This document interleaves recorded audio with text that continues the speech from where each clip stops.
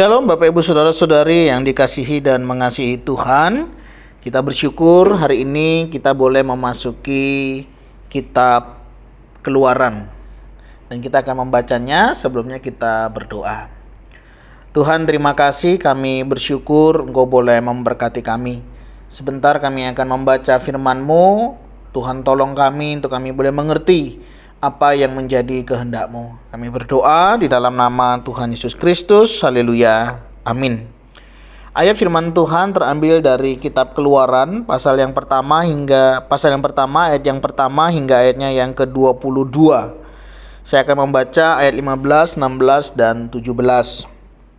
Raja Mesir juga memerintahkan kepada bidan-bidan yang menolong perempuan Ibrani, seorang bernama Sifra dan yang lain bernama Pu'a, katanya, apabila kamu menolong perempuan Ibrani pada waktu bersalin, kamu harus memperhatikan waktu anak itu lahir.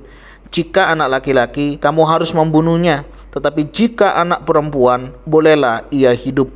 Tetapi bidan-bidan itu takut akan Allah dan tidak melakukan seperti yang dikatakan Raja Mesir kepada mereka, dan membiarkan bayi-bayi itu hidup.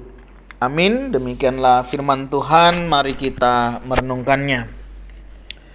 Bapak Ibu Saudara, kalau kita memperhatikan di dalam kitab Keluaran ini, secara khusus pasal yang pertama, kita melihat ada satu perubahan ketika bangsa Israel itu ada di tanah Mesir. Dulu mereka adalah orang-orang yang dipandang karena Yusuf dikenal sebagai seorang pemimpin yang baik, yang bijaksana di zaman Fir'aun pada saat itu. Namun setelah Fir'aun yang pada zamannya Yusuf itu tidak ada, Fir'aun yang baru ini tidak mengenal Yusuf, sehingga akhirnya dia memperlakukan bangsa Israel seperti budak. Israel diperbudak di tanah Mesir ketika Fir'aun itu baru, di mana Raja Fir'aun ini tidak tahu tentang Yusuf yang akhirnya memperbudak dan berkuasa atas bangsa Israel. Semakin banyaknya bangsa Israel membuat mereka menjadi ketakutan, sehingga akhirnya Raja Fir'aun ini mencari cara jangan sampai nanti bangsa Israel ini bisa menjadi lawan di negaranya. Akhirnya dia memerintahkan salah satu upayanya yaitu melalui bidan yang membantu proses persalinan. Di sana ada dua orang, dikatakan Pu'a dan Sifra. Diberi perintah, kalau nanti dapat laki-laki kamu bunuh, tapi kalau perempuan biarkan hidup. Nah, Bapak Ibu Saudara, menariknya Sifra dan Pu'a tidak melakukan apa yang menjadi perintah raja.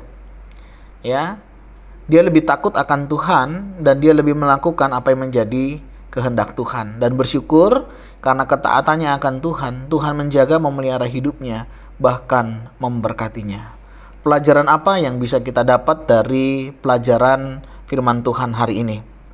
Yang pertama, dalam kita bekerja, ada waktunya orang kenal kita, tapi ada waktunya orang akan melupakan apa yang kita kerjakan. Oleh sebab itu, kita kerja dengan baik, perlu, tapi berelasi juga perlu. Jangan di dalam pekerjaan karena kekuasaan kita lupa ada orang-orang yang di sekitar kita. Bukan maksud untuk berkompromi, tetapi bagaimana kita membangun relasi, kita membangun hubungan itu menjadi lebih baik.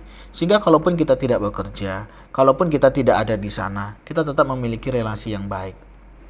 Itu kita bisa terapkan dalam kehidupan kita. Bagian yang kedua yang saya lihat di sini adalah bagaimana Sifra dan Pu'a itu memiliki sikap hati yang takut akan Tuhan. Enggak mudah loh melawan pimpinan, enggak mudah loh perintah raja tidak dilakukan. Tetapi rasa takut akan Tuhan jauh melebihi dari semuanya. Dia tidak melakukan karena dia tahu itu sebuah kejahatan, sehingga dia tidak melakukannya. Dan luar biasa, Tuhan memberkati hidupnya.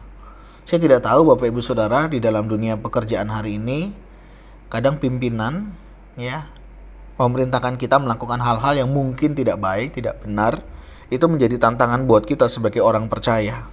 Apakah kita mau tetap melakukan perintah dengan konsekuensi mungkin kita aman dari pekerjaan kita, Atau kita tidak melakukan dengan konsekuensi harga yang mahal, yang mungkin kita dipecat atau kita tidak diperpanjang dalam kontrak kerja. Ini menjadi tantangan bagi kita di dalam dunia kerja.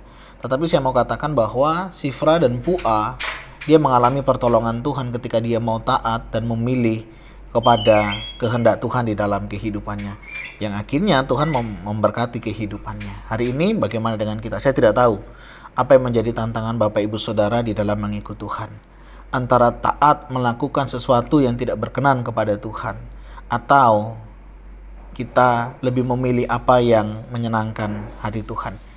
Pilihan ada di tangan kita.